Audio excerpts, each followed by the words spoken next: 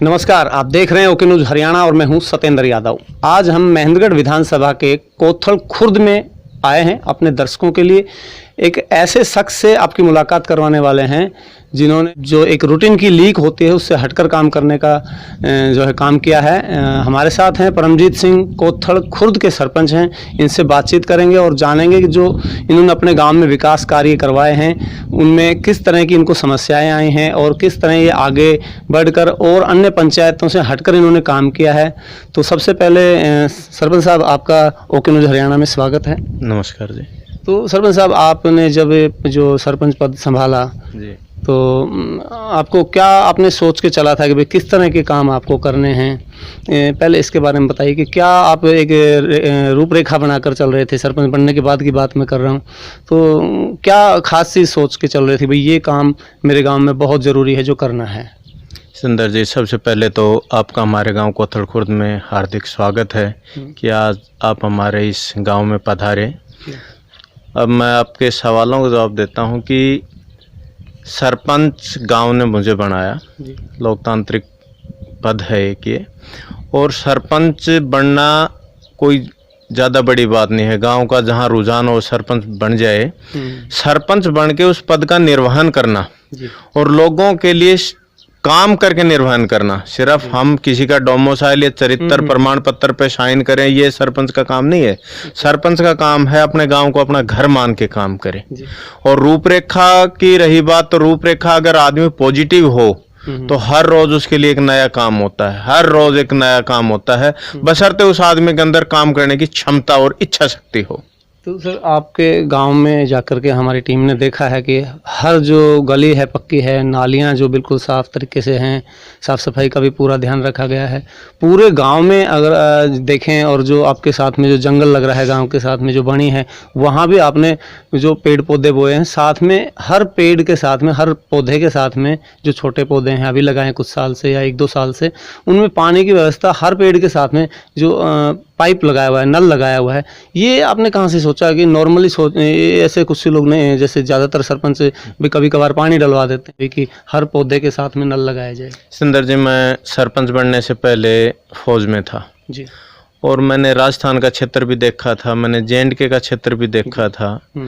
तो पेड़ पौधों की जहाँ कमी है वहाँ ऐसी भौगोलिक स्थिति है कि वहाँ पेड़ पौधे लग नहीं सकते, लेकिन परमात्मा ने हमें ऐसे एरिया में उत्पन्न किया है कि जहाँ पे इन चीजों की लगने की गुंजाइश है तो वहां में लगानी चाहिए। दूसरा, पेड़ और बच्चे दोनों को पालना छोटे में बड़ा कठिन होता है। अब पेड़ सजीव चीज है, उसको पानी चाहिए, उसको खुराक चाहिए। तो हम सिर्फ नाम मात्र के लिए भी फोटो कैप्शन करवा ले, सरपंच ने 500 पेड़ लगा दिए, इन चीजों में मैं विश्वास नहीं करता। आपने पेड़ लगाए भले 10, लेकिन 10 के 10 पेड़ों का पाड़ो, जब तो है बेनिफिट। आप मेरे पीछे भी देख सकते हो, मेरे दाहिने बाएं भी देख सकते हो, हमारे पिप्पल, बड़, नीम, हमने पेड़ बहुतायत लगाए हैं। बड़ और पिप्पल तो 24 घंटे ऑक्सीजन देता है। आज हम ये लगा रहे हैं, हमारे बच्चों के भी काम आएंगे, उनके बच्चों के भी काम आएंगे। और ये जहां हम बैठे हैं, ये जमीन से लगभग 18-20 फुट ऊंचा है। ये हमारा रेतीला क्षेत्र है, यहाँ पानी की बहुत ज्यादा जरूरत पड़ती है। तो यहाँ से जैसे यहाँ 500 फीट दूरी तक ये पेड़ लगे हुए हैं, अगर हम बाल्टी से पानी डालें, नलकियों से, तो काम नहीं चल सकता। तो हमने एक मेजरमेंट के तहत ये पेड़ लगाए कि सरू में पीपल लगा दिया, उससे 30 फुट आगे नीम लगा दी, उससे फिर 30 फुट आगे हमने बड़ लगा दिया, ताकि एक तो दोनों पेड़ आपस में गुथे नहीं, थोड़ा सा डिस्टेंस रह जाए। दूसरा, हमने वाल सिस्टम लगा दिया कि इस पेड़ में 5 लीटर पानी डाल दो, वाल बंद करो, अगले की तरफ चलो। इसलिए हमने हर पेड़ के नीचे ये वाल सिस्टम लगाया है, ताकि हमारे पेड़ को समय समय पे पर्याप्त पानी मिलता रहे। तो आपने ज़्यादातर ये भी देखा जाता है कि कहीं जाति के आधार पर काम होता है या व्यक्ति विशेष या अपना पराया करके लोग गांव में विकास कार्य करवाते हैं, ज़्यादातर सरपंचों के बारे में ऐसा देखा जाता है। मैंने पूरे गांव में देखा, मेरी पूरी टीम ने पूरे गांव में जाकर के देखा है कि बराबर सा इक्वल जो काम आपने किया है, चाहे वो हरिजन बस्ती हो या धानक बस्ती हो या किसी भी, सभी जातियों के लिए आपने बराबर सा काम किया है। कहीं आपके मन में ऐसा कभी कुछ उत्पन्न नहीं होता जो अन्य लोगों के मन में उत्पन्न होता है? देखिए, सरपंच मैं पूरे गाँव का कहलाता हूँ, हूँ जी। और लोकतंत्र का अधिकार है कि वोट कोई किसी को दे, कोई किसी घर में तो कोई रखता नहीं। सब लोगों ने तो आपको वोट नहीं दिया था भाई, आपको उतने ही वोट मिले हैं जितने से आप चुनाव जीत पाए हैं। मैं जितने से चुनाव जीता उतने मुझे वोट मिले, लेकिन सरपंच में सारे गांव का हूँ। और जिस दिन मैं सरपंच बना, मैं क्या कोई भी सरपंच बने, किसी भी लोकतंत्र पद पे जो आदमी बैठे, अगर वो सरपंच है तो गांव उसका है, ब्लॉक समिति मेंबर है तो पूरी ब्लॉक उसका है, जिला पार्षद है तो उसके 20-22 गांव में सभी ने वोट दिए, भले वो एक वोट से जीते 1000 वोट से जीते। तो हमें जाति के आधार पे, अपने परायों के आधार पे ये काम नहीं करना चाहिए, हमें सभी का काम करना चाहिए और निष्पक्ष रूप से काम करना चाहिए, क्योंकि कोई भी जाति का या विशेष जाति का, अपनी जाति का कोई उसके लिए अलग सरपंच तो है नहीं। मैं मेरे बच्चे का डोमिसाइल करूंगा तो भी मैं सरपंच की मोहर लगाऊंगा, और मैं दूसरे के बच्चे का भी बनाऊं तो वही लगाऊंगा। ऐसा तो है नहीं कि नहीं इसने मुझे वोट नहीं दी, इसके लिए अलग स्टैंप है। तो हमें बराबर किसी को भी भेदभाव करके काम नहीं करना चाहिए, हमारा एक फोकस होना चाहिए, हमें काम करना है। और भेदभाव वहां होना चाहिए जहां कोई हमसे पिछड़ा है, उसको बराबर लेने की कोशिश करो, वहां 2 ईंट फालतू लगाए ताकि वो हमसे बराबर आए। ठीक है। जहां पहले ज्यादा हो रहा है वहां और ज्यादा कराएं। अब यहाँ तो गली को पाड़ गली बनाए, वहां बने भी ना, तो ये गलत है। मेरा ऐसा मानना है। अच्छा सर, आप फौज में रह के आए हैं, हवलदार पद से आप आए हैं, तो आप जो आने वाली जो अपनी जो युवा साथी हैं या नई पीढ़ी जो है, उनके बारे में, उनके हेल्थ की दृष्टि से किस तरह के आपने काम किए 5 साल में? सुंदर जी, मैं पहले बता देता हूँ, मैं हवलदार से नहीं, हवलदार से एक रैंक नीचे होता है जिसको फौज में नायक बोलते हैं। मैं नायक से रिटायरमेंट हूँ। मैंने 15 साल नौकरी की है। और मेरी इच्छा है कि गांव का प्रत्येक जो फिजिकल मेडिकल फिट है उसको फौज में नौकरी करनी चाहिए, ज्यादा नहीं 15 साल तो करनी चाहिए। उसके लिए आप देख सकते हो कि मैंने एक ट्रैक बनवा रखा है। एक ट्रैक बाई साइड में नीचे पक्का है, ये कच्चा है, वो पक्का है। व्यायामशाला अंडर कंस्ट्रक्शन है 4 एकड़ में। मेरे सामने मैंने बीम लगाने के लिए बना रखे हैं, रस्से चढ़ने के लिए बना रखे हैं, सिटअप मारने के लिए बना रखे हैं। और जो यहाँ हम बैठे हैं, ये अभी तो हमारे पीछे बेल हो गई, ये सब सिटअप मारने के लिए बनाई थी हमने। तो हम तो कहते हैं जिसका तन स्वस्थ उसका मन स्वस्थ, और जिसका तन और मन स्वस्थ है उसकी आत्मा शुद्ध। तो लड़कियों के लिए भी, क्योंकि लड़कियां भी फौज पुलिस में आजकल भर्ती हो रही हैं, उनके लिए भी आपने कुछ खास किया है? लड़कियों के लिए हमारे बाबा अमरदास मंदिर है, वहाँ पे एक ट्रैक स्पेशल लड़कियों के लिए बनाया है, उनके लिए भी चिन्नप वगैरह के लिए बना रखे हैं। और बेटियां तो बेटियां होती हैं, उनके झूलने के लिए हमने झूले बना रखे हैं, क्योंकि बेटी कितनी बड़ी हो जाए वो माँ बाप से कभी बड़ी नहीं होती। तो लड़कियों के लिए हमने स्पेशल गांव के साथ, ताकि वहां वो सुरक्षित भी रहें और घर के नजदीक भी है। तो बाबा अमरदास मंदिर में एक ट्रैक बना रखा है, वो स्पेशल हमने लड़कियों के लिए बना रखा है। चलिए, अभी एक सवाल ऐसा जो ज्यादातर सरपंचों पे लागू होता है, आप पे भी लागू होता है, आपने बहुत से विकास कार्य करवाए हैं, क्या कहीं आप पर आरोप लगे हैं, गबन जैसे आरोप लगे हैं? देखो, आरोप प्रत्यारोप नहीं, तो देखिए मुझे पता है आरोप लगते रहते हैं, आरोप किसी पे भी लग सकते हैं, सिद्ध होना अलग बात है, दोषी होना अलग बात है, और एक्चुअल में भ्रष्टाचार या घोटाला कहें, गबन कहें, वो होना अलग बात है, करना अलग बात है। मैं सिर्फ आरोपों की बात करूँ, क्या आरोप लगे हैं आप पर, तो क्यों लगे हैं?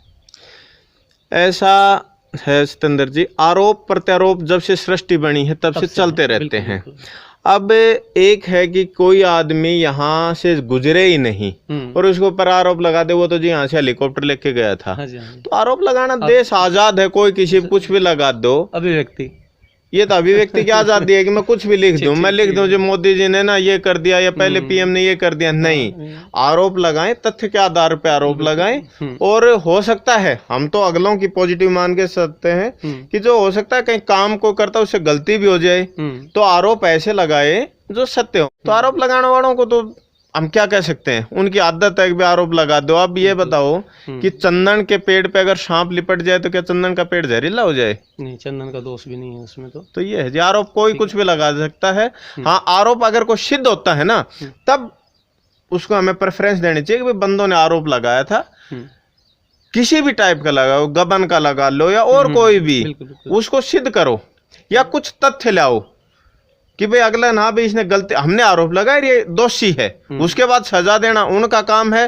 सामाजिक सजा मिलती है उसको, कानून सजा मेरा मिलती है। सवाल वो नहीं है, मेरा सवाल ये है कि अब तक आप पर आरटीआई लगी हैं, काफ़ी आरटीआई लगे, सीएम विंडो पर भी आपकी शिकायत लगी हैं। एक छोटे से शब्दों में मुझे आप ये बता दीजिए कि उसके पीछे के कारण क्या हैं, क्योंकि आपने जो विकास कार्य करवाए हैं वो मेरे ख्याल से कहीं आसपास नज़र नहीं आएंगे। दूसरी पंचायतों की अगर हम बात करें तो कहीं घोटाले होते हैं, सिद्ध भी होते हैं। तो आप पर जो आरटीआई लग रहे हैं उसका मेन जो है कारण, मुख्य कारण क्या मानते हैं आप? मेरे ऊपर आरटीआई लगाने का मेन कार्य था मुझे हरासमेंट करना।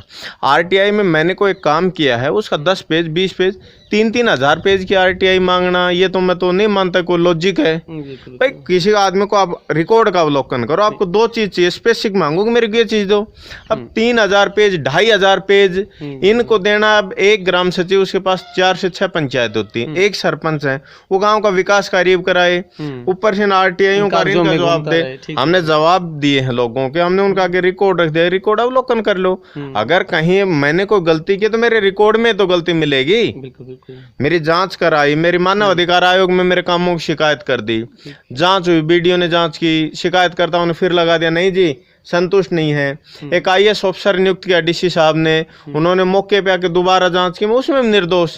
तो आरोप लगाना उनकी आदत है, मुझे इस चीज से कोई ऐतराज भी नहीं है। वो लगाएं, उनका राइट है, वो लगा सकते हैं, ठीक है। मुझे उससे क्या फायदा हुआ कि मैं रिटायर आया, फौज की लाइफ से आए, गांव की डर्टी पॉलिटिक्स में शामिल हो गया, तो मुझे कोई और कॉन्फिडेंस में कोई गलत काम ना हो जाए, ये मेरे लिए उन्होंने बहुत अच्छा किया कि समय समय पे शिकायत करते रहे।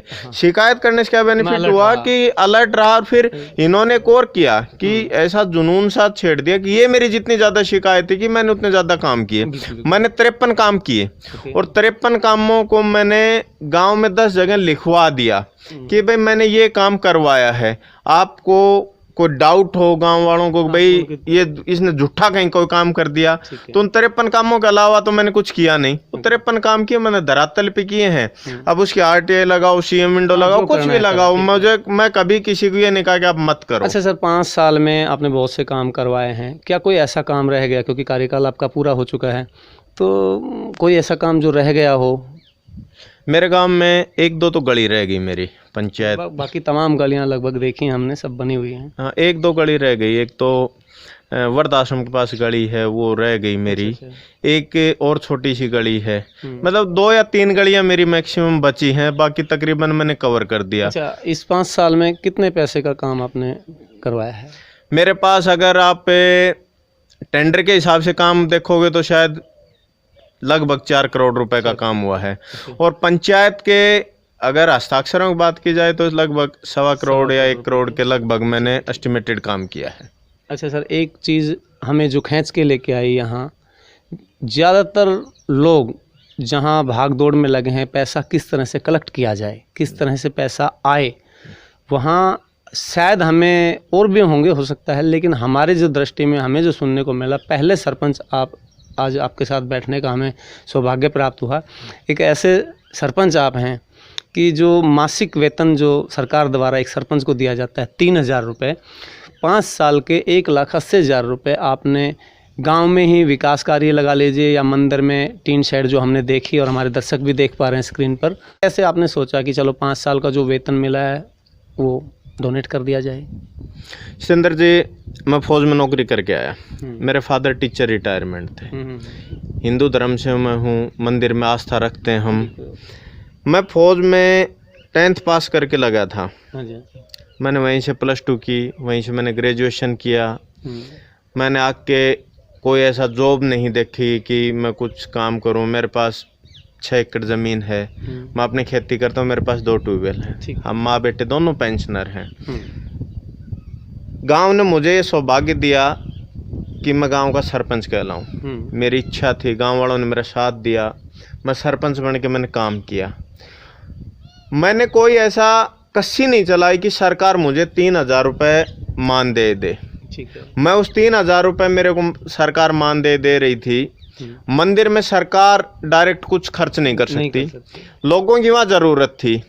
और कुछ कई बार फेसबुक व्हाट्सएप पे चलता है कि भाई नेता है तो वेतन कैसा, हाँ ठीक बात है, और वेतन लेता तो नेता नहीं। तो मैं तो गवर्नमेंट से पेंशन ले रहा हूँ, और सरकार मेरे को 3,000 रुपये दे रहे थे। एक जो छोटी सी मेरे को जो 5 साल में मानदेय इकट्ठा हुआ, मैंने गांव में वो मंदिर में कमेटी को बोल के टीन शेड लगवा दिए, फिर भी कुछ पैसे बचे ऊपर से दे दिए। इससे पहले मंदिर की कमेटी हमें रजिस्टर्ड करवानी पड़ी थी, तो उसमें 11,000 रुपये दिए थे। 2014 मेरे फादर एक्सपायर हो गए थे, वो टीचर थे, उन्होंने बच्चों को खूब पढ़ाया था, उनके पढ़े हुए खूब बड़े बड़े अफसर तक बने। आज वो जब एक्सपायर हुए तो हमारे यहाँ मर्त बहुत चलता है। मैं एक दिन गांव को खाना खिलाता, गांव के लोग आते, खा के चले जाते, हाथ जोड़ धा के चले जाते। कोई कहता जी नमक कम है, कोई कहता जी मिर्च ज़्यादा है। मैंने मेरे फादर एक्सपायर होने के बाद उनका कोई मर्त भोज नहीं किया। मैंने मंदिर में उनके लिए उनके नाम से एक यादगार में कमरा बनवा दिया। 2017 में मैंने उसी मंदिर में मेरे दादाजी के नाम से एक बरामदा बनवा दिया। तो आदमी जब जाता है तो उसके कर्म साथ जाते हैं। मेरे पापा जी जैसे भी थे हमारे लिए बहुत अच्छे थे, पेशे से अध्यापक थे, वो कितने बच्चों का भला किया। आज जब तक वो कमरा रहेगा मास्टर जगदीश जी का नाम रहेगा। मैंने उनकी याद में बना दिया। मुझे 5 साल भारत हरियाणा सरकार ने जो मान दे दिया, मैं हिंदू धर्म में विश्वास रखता हूँ, मंदिर में श्रद्धा रखता हूँ, मैंने हाथ जोड़ के वहाँ पे दान दे दिया। चलिए लास्ट सवाल, अब अगर गांव दोबारा आपको मौका देता है, दोबारा से सरपंच बनते हैं, तो क्या ऐसा हटकर करने वाले हैं? क्योंकि आप मैंने देखा है गांव में घूम के, वाकई में ही आपने दूसरी जगहों पे भी हम जाते हैं, पूरे हरियाणा भर में घूमते हैं, आपने हटके काम किया। तो क्या आगे अगर आपको 5 साल का मौका मिलता है गाँव की तरफ से, तो क्या कुछ हटकर करने वाले हैं? सुंदर जी, जब मैं गाँव का सरपंच बना था और मैंने पहली ग्राम सभा की थी, तो मैंने लगभग 30-32 काम मैंने सोचे थे जी। तो हमारे गांव में वो ग्राम सभा 3 से 5 घंटे के लगभग चली थी, काफ़ी लंबी चली थी। तो गांव के कुछ आदमियों ने कहा था 22 के लिए तो तेरे को बहुत टाइम लगेगा। तो वो उस टाइम की एक टॉन्टिंग थी कि लोगों का ये था कि सरपंच बन गया फौजी आदमी है, इसको तो 3 महीने में सस्पेंड हो जाएगा, तो काम नहीं कर पाएगा, इसको पता ही नहीं कि खंड कार्यालय कहाँ है, SDM कहाँ बैठता है। लोगों के ऐसा था कि भाई फौज से आया है, और मैंने पहले इस सवाल में कहा था सरपंच गाँव किसी को बना दे, जिसका दिन सिकंदर वही सरपंच बन जाएगा। तो मैंने जो मेरे काम सोचे थे वो काम मैंने अपना जो डेली मेंटेन था कि मुझे क्या करना है, किस तरीके से करना है, मैं वो काम करता गया 30-32 के पार करके मैं 53 तक पहुंच गया। और कुछ काम मेरे अभी भी पाइपलाइन में हैं, जो सरकार से मेरी डायरेक्ट बातचीत है कि भाई आप काम करवाओ, क्योंकि पंचायत राज ही भंग हुआ है, सरकार भंग नहीं हुई है। सरकार अभी भी काम कर रही है, अभी भी एस्टिमेट बन रहे, अभी भी काम होने हैं। तो अगर गांव मुझे दोबारा मौका देगा, और मैं गांव से प्रार्थना करूंगा कि भाई अगर मैंने काम किया है और आप लोगों को पसंद आए तो आप मुझे सरपंच बनाओ, अगर मैंने काम नहीं किया, मैंने गलत किया, तो मुझे सबक सिखाओ, ताकि मुझे मेरी अंतरात्मा से महसूस हो कि हाँ मैंने अच्छा काम किया, तो मैं भी खुश रहूं। अगर मैंने गलत किया है तो 5 साल बाद रिजल्ट गाँव दे रहा है मेरे को, तो उसके ऊपर है। अगर गाँव मौका देगा तो मैंने बताया था कि आदमी की ना सोच पॉजिटिव होनी चाहिए। बिल्कुल। आपने जो मेरा गांव में काम देखा है ना, मेरे हिसाब से सिर्फ मेरा बेस है, मेरा काम नहीं है। मैंने 53 काम कर दिए, कहने को मैं भी खुश हूँ, मैंने 53 काम कर दिए, लेकिन काम करने से मेरा दिल नहीं भरा हुआ। जैसे मेरे सपनों का गांव है ना, वो अभी बनने में टाइम है। गांव में आपने कहीं भी मेरा बोर्ड देखा होगा, मेरा एक चीज़ है, मेरा गाँव मेरा घर। मैं मेरे घर की तरह मेरे गाँव को मानता हूँ और घर की तरह ही काम करता हूँ। मुझे काम करने में मेरे पास ये लेबर काम करते रहो, मैं उनके साथ भी लेबर जैसा हो जाता हूँ। कोई अफसर आए तो मैं अफसर जैसा हो जाता हूँ। आप मेरे साथ बाहर से आए तो मैं अच्छे कपड़े पहन के आ गया। तो अगर गांव मेरे को मौका देगा तो मैं गांव के लिए कुछ और बेहतर, जो मेरे अपने सपने हैं, मैं कोशिश करूँगा कि मैं मेरे गाँव को सपनों का गाँव बनाऊँ। चलिए, ओके न्यूज़ हरियाणा को आपने इतना ज़्यादा समय दिया, इसके लिए आपका थैंक यू। धन्यवाद सर। तो ये थे हमारे साथ कोथल खुर्द के सरपंच परमजीत सिंह, जिनसे हमने बातचीत की। खबर नहीं, सच के लिए आप देखते रहिए ओके न्यूज़ हरियाणा। नमस्कार।